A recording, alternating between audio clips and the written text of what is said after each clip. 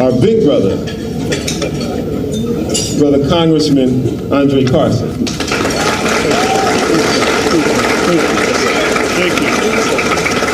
Thank you. Thank you, brother. Sister Camilla was very kind enough to let me use the mic stand. That sister's tough, isn't she? We got to get her a record deal, get her to the Grammys or something. That sister's bad, my goodness. Thank you for the introduction, Brother Hazik. Certainly want to thank my brother from another mother, good friend, so proud of the work that he is doing and the tradition that my good side's right here, brother, my good side's right there. The tradition that he is carrying on from his dad, whose tafsirs are unmistakable, whose message is unbreakable. And even while there are those who thought that they were going to see a space and an opportunity to lead this community astray after all the hard work, the son stepped up and he took charge of his post and all temple property in view.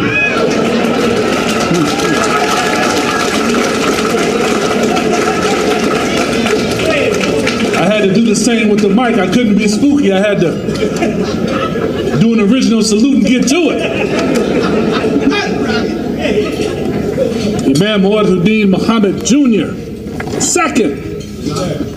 Such a humble spirit, just like his father. That's right. Such a sensitive and intuitive soul, like his father. And even in the midst of the growing pains that the community is going through, and even in the midst of questions, he's still resilient. It's tough being a legacy. They say it skips a generation, but it didn't skip this generation because he's on his post. And he couldn't do it alone without a queen at his side.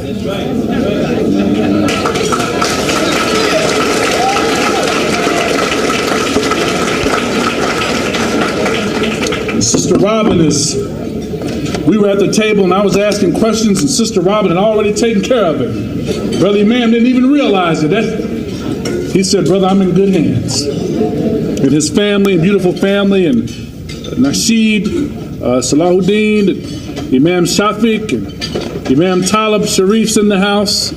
To the Muslim pioneers, thank you. To the planning committee, the young Muslims who are continuing the dream in a different kind of way. Don't be discouraged. I also want to thank the awardees, Imam Akbar Mohammed and Sister Hidayah Majid and Brother Bilal Hassan and Sister Essence Dickinson, who I found out about her through Sister Fitra. She sent me something. And you know, Sister Fitra, she's on it, Doc. That's Imam's Talib assistant. You know, Bismillah ar-Rahman ar-Rahim, we are reminded in the Holy Quran by the token of time to the ages, verily man is in loss, except for those who have faith, do righteous deeds, and join together the mutual teaching of peace, constancy, and understanding. As we come together this weekend, brothers and sisters, to celebrate as Muslim Americans, we should not forget those who helped us get to this point. Imam W.D. Muhammad, his father, the Honorable Elijah Muhammad, and Mother Clara Muhammad. You know, it's difficult for so many of us to imagine the dark days of Jim Crow.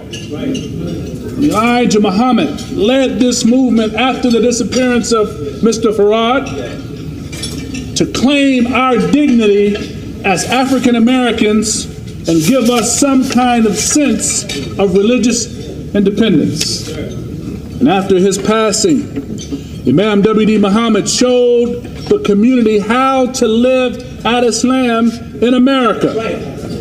So many diverse neighbors surrounding us, guided this community to claim its rightful place in the world stage as Muslims. And brothers and sisters, without their great leadership, we wouldn't have any inheritance to claim. So we have to pause and thank Allah subhanahu wa ta'ala for their dedication, for their sacrifice, and insights for helping us reach such an honorable point in the modern world. We remind that Imam Mohammed often spoke of the special debt that we owe to God. First and foremost, that this human life that he gave to each and every one of us, none of us earned the right to be born. That is a gift from God. So we start life in a very real sense in debt to our Creator for the very gift of life. None of us dictate when we were born who our parents are, our nerve-wracking siblings, who they'll be. The mental and physical faculties that we've been blessed with. So we offer a prayer, brothers and sisters, for those around the globe in areas of conflict, struggling on a daily basis to find food and water for themselves and their families. Some of them, many of them, risking their very lives on very turbulent seas to find a distant shore where they can find safety in some kind of form of employment. Although America has its problems, we thank Allah for our life here and for the freedoms we have to confront those very problems. And finally, we pause during this annual convention to appreciate the proper understanding of Al-Islam that we inherited from Imam W.D. Muhammad in particular, and more acutely, the continuing of that tradition by his esteemed son. You know, I was telling Brother Walter Deen II that it's tough being a legacy, because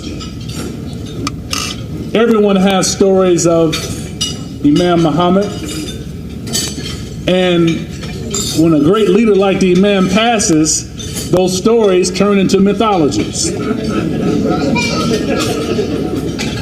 Thought the Imam was trying to get folks away from that mystical language, but nonetheless, you burden the son with insurmountable feats.